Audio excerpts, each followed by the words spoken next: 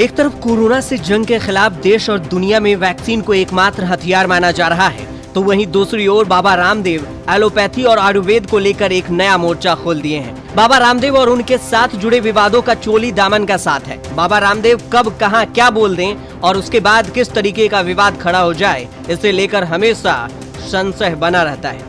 ऐसा पहली बार नहीं है कि बाबा रामदेव ने एलोपैथी को निशाने पर लिया है। इससे पहले भी बाबा रामदेव एलोपैथिक डॉक्टरों और राजनीतिक पार्टियों को लेकर अमूमन कई मामलों में विवादित बयान दे चुके हैं। अक्सर विवादों में बने भी रहते हैं, लेकिन इस बार वैक्सीन पर बयान देकर फिर सबको चौंका दिया है। बाबा रामदेव कहते हैं कि वह योग और आयुर्वेद का डबल डोज ले रहे हैं, तो उनको कोरोना वैक्सीन लगवाने की क्या जरूरत है। बाबा रामदेव ने आगे कहा, पिछले कई सालों से हम लगातार योग का अभ्यास कर रहे हैं, जिससे संक्रमण का कोई खतरा नहीं है। मुझे कोरोना वैक्सीन की कोई जरूरत नहीं है। वायरस के कितने भी वेरिएंट आ जाएं, संक्रमण से कोई खतरा नहीं होने वाला है, क्योंकि मुझे योग संभाल लेगा। कोरोना को मात देने के लिए लोगों को अपनी अपनी इम्यूनिटी सिस्टम को मजबूत करना होगा, ताकि संक्रमण से बचा जा सके।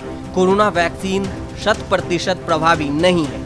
कोरोना वैक्सीन लगवाने के बाद भी लोग संक्रमित हो रहे हैं। वायरस के सभी प्रकार के वेरिएंट से निपटने के लिए लोगों को योग पर भरोसा करना ही होगा।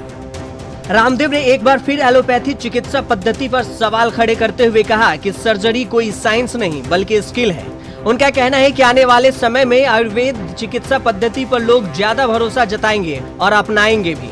रामदेव कहते हैं कि मेडिकल इमरजेंसी में एलोपैथिक चिकित्सा पद्धति बहुत ही कारगर है, लेकिन लाखों वर्षों से लोग आयुर्वेद पर भरोसा करते हुए आए हैं। बाबा रामदेव ने दावा करते हुए यह भी कहा कि योग क्रोनिकल आयुर्वेद की जड़ी बूटियों सहित सही खान पान की मदद से कोरोना वायरस को मात देकर पूरी तरह से स्वस्थ हुआ जा सकता है, जबकि एलोपैथी में एंटीबायोटिक दवा दी जाती है, जिससे शरीर पर गंभीर दुष्प्रभाव पड़ता है। बता दें कि पिछले सप्ताह बाबा रामदेव ने यह कहकर पूरे देश में बवाल खड़ा कर दिया था कि एलोपैथी मूर्खतापूर्वक विज्ञान है।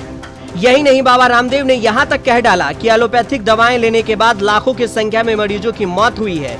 बाबा रामदेव का एलोपैथी को निशाने पर लेने का मामला सिर्फ यहीं तक सीमित नहीं रहा।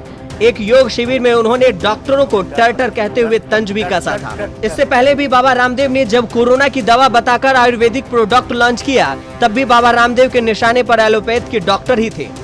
खास बात तो ये रही कि जिस कोरोना की दवा को रामदेव ने लॉन्च किया, उस लॉन्चिंग के दौरान केंद्रीय स्वास्थ्य मंत्री डॉक्टर हर्षवर्धन समेत कई अन्य मंत्री और बड़े ओहदेदार नेता भी शामिल थे। और फिर जब एलोपैथ को लेकर विवादित बयान दिया, तब भी देश के स्वास्थ्य मंत्री हर्षवर्धन के कहने पर ही रामदेव ने अपना बयान वापस लिया। बाबा रामदेव जिस योग शिविर में पहुंचते हैं, अमूमन वहां कुछ न कुछ ऐसा बोल ही देते हैं जो विवादों के दायरे में आ जाता है।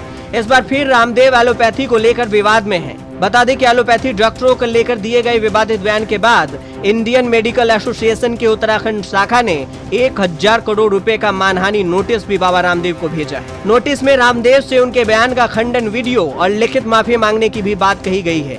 इंडियन मेडिकल एसोसिएशन ने कहा है कि रामदेव के बयान से करीब 2000 चिकित्सकों की प्रतिष्ठा को नुकसान पहुंचा है।